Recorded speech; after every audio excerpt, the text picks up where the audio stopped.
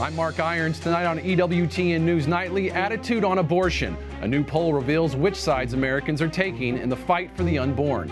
Annual rally. We have a preview of tomorrow's 50th annual March for Life in the nation's capital, including insights from Jeanne Mancini. Border visit. What several U.S. lawmakers are saying following their return from a hotspot in the migration crisis. And a frosty reception, how people in one of the coldest parts of Russia celebrated a feast day dedicated to our Lord's baptism. These stories and more tonight. From EWTN, the Global Catholic Network, this is EWTN News Nightly. Thank you for being here with us. I'm Mark Irons in for Tracy Sable. Tonight, our top story.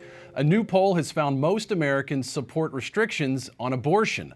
The study also finds the attitudes on abortion in the U.S. have not significantly changed in the past year, even after the overturning of Roe v. Wade.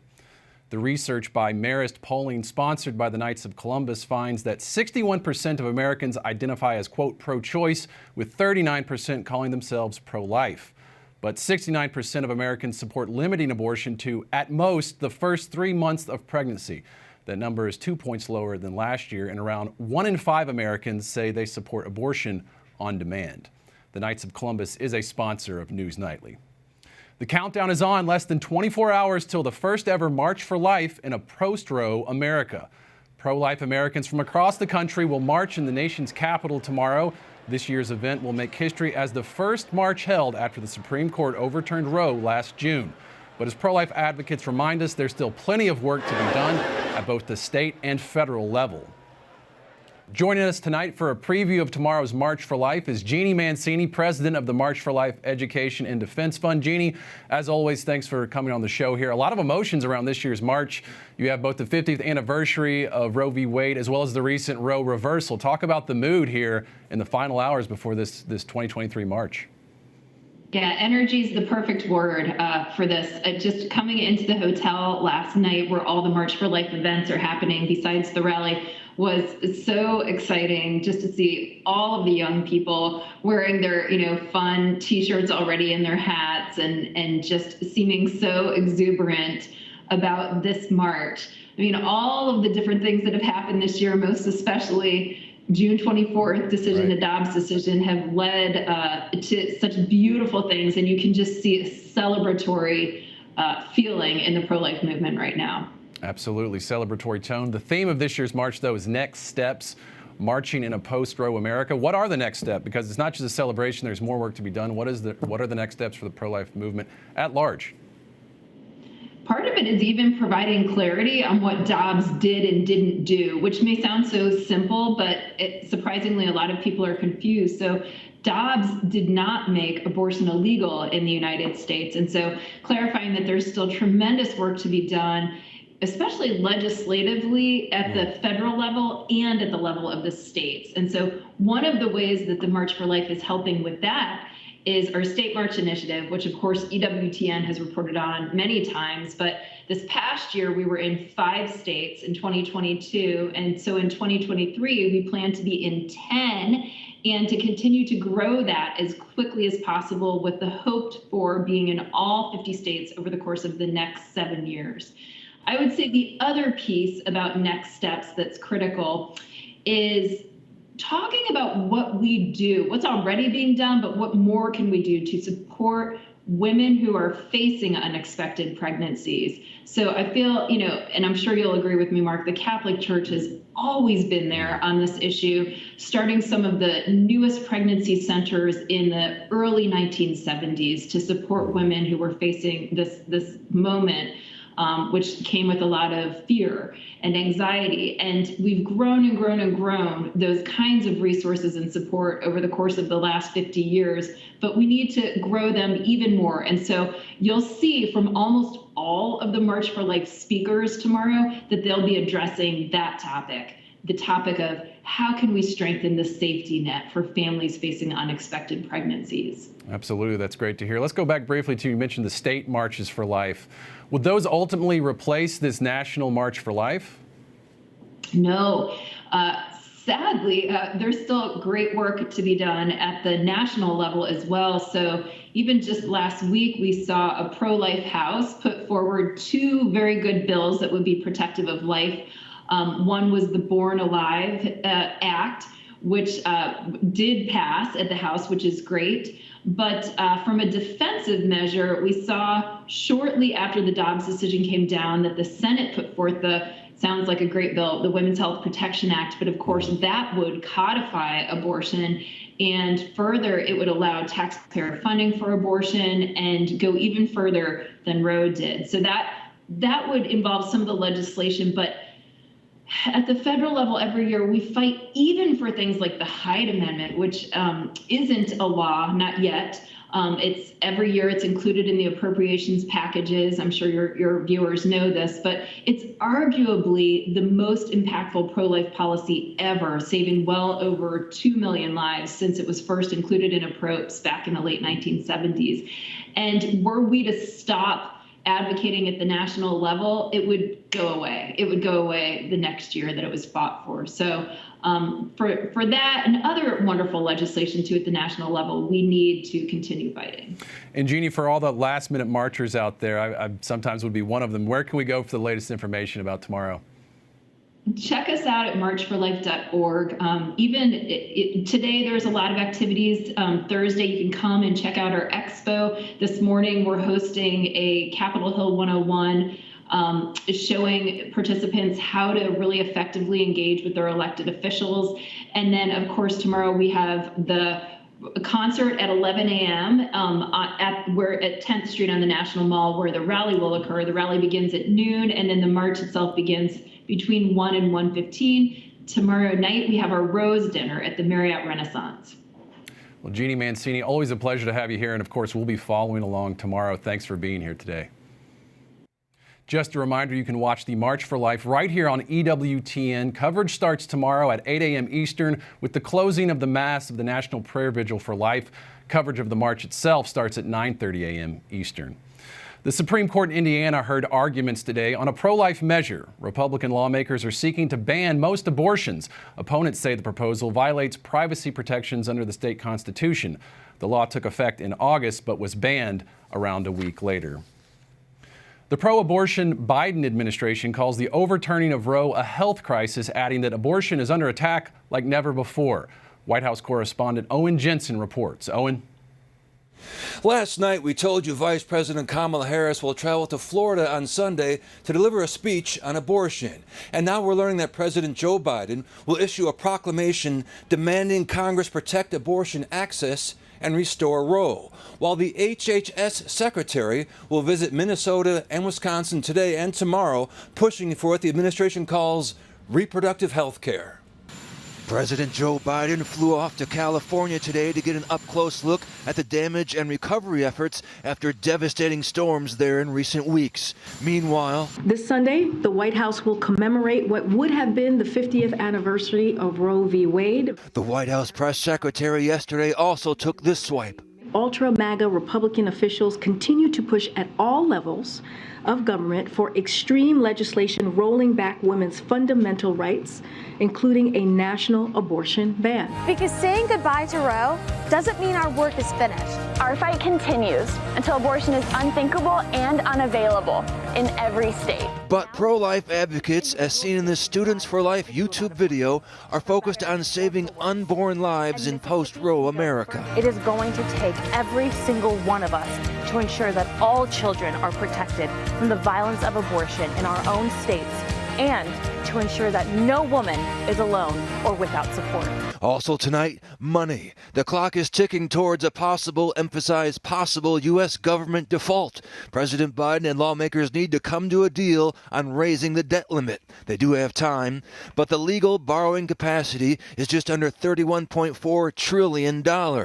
Brian Deese is the White House director of the National Economic Council. What needs to happen is what Congress has done time and time again, which is prudently do its job. Raise the debt ceiling. That's happened 78 times since 1960s. For now, the Treasury Department is implementing accounting measures as a stopgap.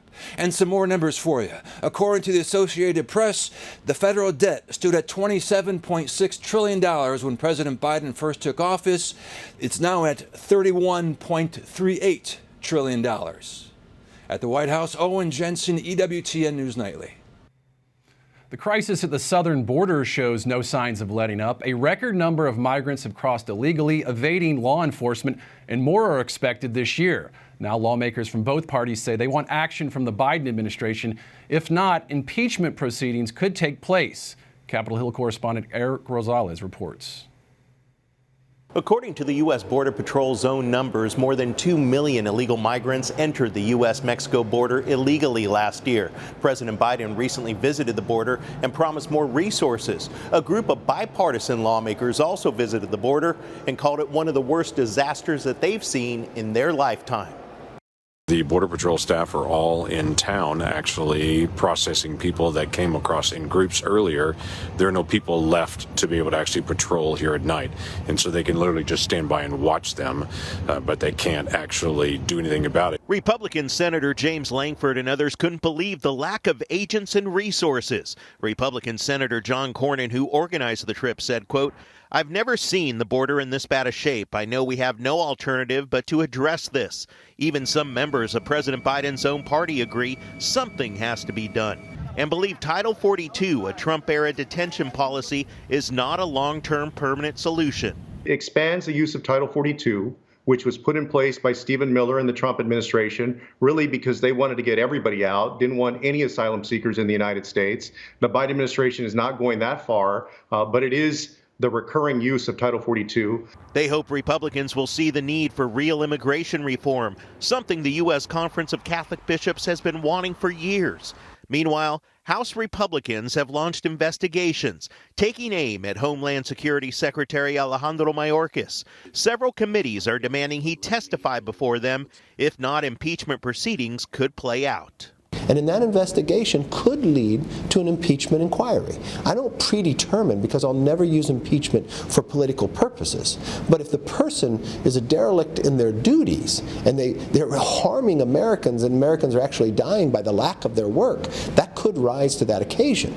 Already, Republican Congressman Pat Fellon of Texas has filed an impeachment resolution. The House Judiciary Committee, who has jurisdiction, has indicated that they're prepared to impeach Secretary Mayorkas if there is consensus within the GOP conference. At the Capitol, Eric Rosales, EWTN News Nightly. New Zealand Prime Minister Jacinda Ardern says she will resign next month, an announcement that some citizens welcome. Look, I mean, for us, nothing changes. We are just very fixated on the New Zealand people and making sure we actually can get to government and deliver a government that can get things done for the New Zealand people. Ardern became Prime Minister in 2017. She says she is stepping down so the Labour Party can find new leadership. The 42-year-old is a strong supporter of abortion. In response to the coronavirus, she imposed some of the strictest lockdowns of any nation in the world. We have a lot more still to come on EWTN News Nightly, including Marching for Life. We speak with a woman who survived an abortion attempt on why she is participating tomorrow.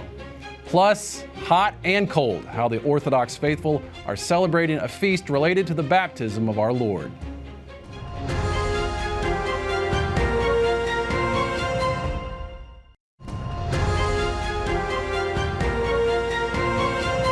We are back. While Vice President Kamala Harris heads to Florida this Sunday to speak about abortion rights and mark the 50th anniversary of Roe v. Wade, thousands of others with a very different take on the bitter milestone will march across Washington tomorrow. The unborn top of mind at every step. Among those marching, a number of abortion survivors, grateful for every breath and the chance to tell their story. And tonight we are joined by Kim Marvin, one such survivor. Welcome, Kim. We're grateful to have you with us. Thank you. Thank you for having me. You were 15 years old when you awoke from a bad dream and your mom had 5 words for you. Tell people what this is all about. What was that dream and what was your mother's message? Well, as far back as I can remember, as a young girl, I would have a reoccurring nightmare. It was basically something that I could feel coming on. I would brace myself and I would go through this fog into a very veiny environment with a black object in the upper left-hand corner. And it was liquid, like it moved. And I was probably 2 months in the womb, and I knew it was going to take my life. When I was 15, I went running into my parents' room, sharing with them this nightmare that I had never told anybody about. As I described the detail of this nightmare, I watched the color drain from their faces.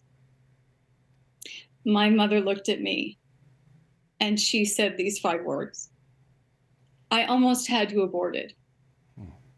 You would think that would be devastating news, but for some reason it was miraculously healing for me to know what I spent so much of my life having this nightmare, what it actually was. I was in my mother's womb. Wow. And it's almost as if a new chapter began after that exchange with your mother where the truth came out. Talk about the relationship you have with your mother and how her story and her need for forgiveness brought you healing and purpose. Well, we exchanged forgiveness. She said she was sorry, and I said I forgave her.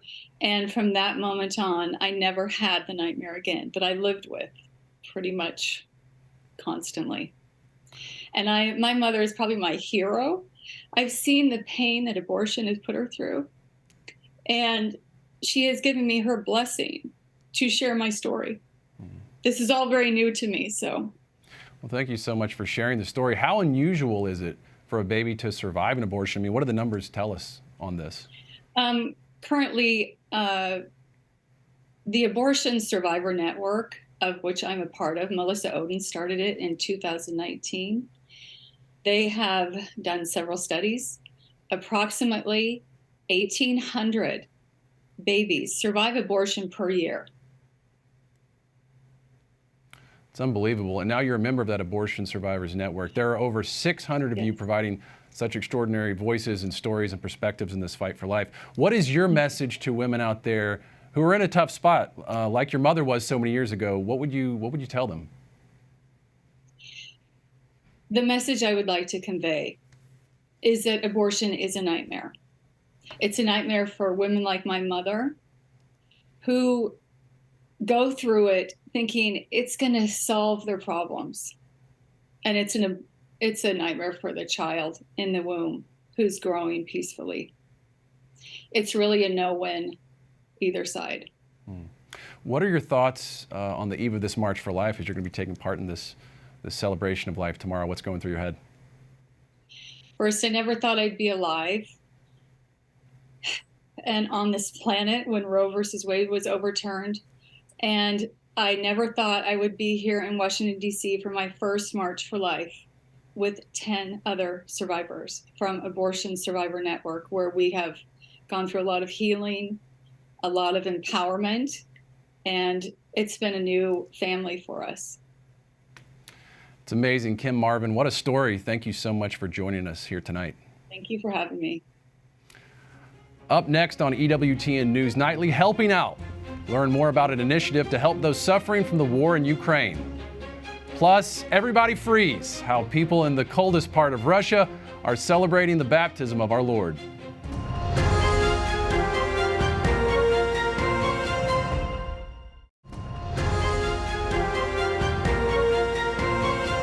Thanks for staying with us. The faithful of the Greek Orthodox Church are celebrating the baptism of Jesus today.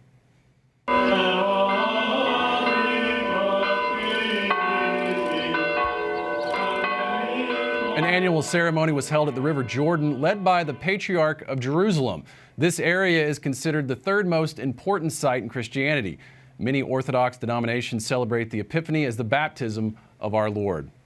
And in one of the coldest parts of Russia, the Feast of the Epiphany comes complete with something like a cold shoulder.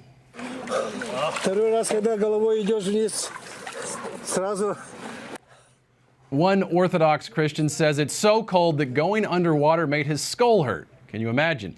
Temperatures were near 50 below zero when the ice water plunge began in the region near Siberia. Fortunately for the brave swimmers, Orthodox priests blessed the water before the faithful took that icy dip. The Catholic group Laudato Si Movement has launched a new initiative to help people in Ukraine. The economy of peace invites the faithful to divest from fossil fuels in an effort to bring about a better world following the pandemic and war in Ukraine. Joining us now is Joseph Daluin, Divestment Campaigner for the Laudato Si Movement. Joseph, thank you for being with us. Thanks for having me. Can you tell us a little bit more about this call for fossil fuels divestment? And also, what is the Catholic perspective you want to stress for this specific topic?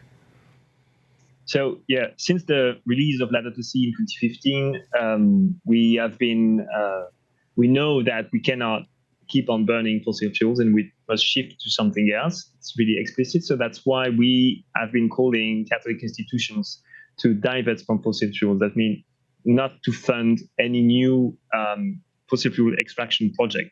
And there's a clear relationship between fossil fuel and climate change, but there's also a clear relationship between fossil fuel and the war in Ukraine, because Russia's been funded by its export of gas in Europe.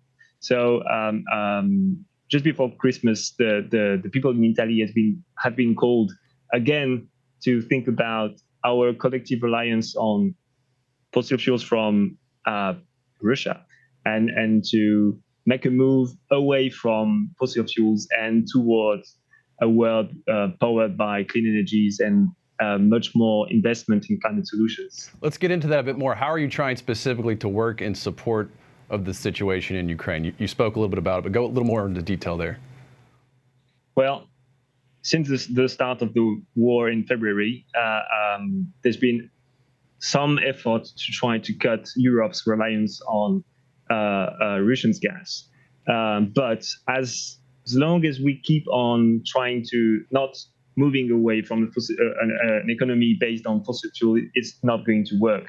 So we, as people of peace, don't want to be complicit of this world based on fossil fuels. And that's why we call any Catholic, but most especially large Catholic institutions, not to fund any new fossil fuel project anywhere because it's fueling the war. And Christmas has been probably extremely hard for the people in Ukraine, and we wanted to remind that to our fellow Catholics. I'm curious, what has the response been amongst the Catholic groups that you've reached out to? Well, since 2016, we've gathered over 350 commitments from Catholic institutions around the world. So in Europe, North America, in Africa, in other parts of the world. So there's been a response to that call saying, yeah, okay, we don't want to be part of a fossil fuel economy. We want our money, the money from the faithful, the money we gathered over time, to support a new kind of economy, something that does try to change the way our world is running now, and to fund climate solutions. Well, Joseph DeLewin, Divestment Campaigner for the Laudato Si Movement, all the best in your efforts. Thank you for being with us here today. Thank you. And we thank you for watching tonight. Remember, you can follow us on social media, Facebook, Twitter, and Instagram at EWTN News Nightly. Also, another reminder to tune in for the 50th annual March for Life tomorrow at 9:30 a.m. I'm Mark Irons. Good night and God bless.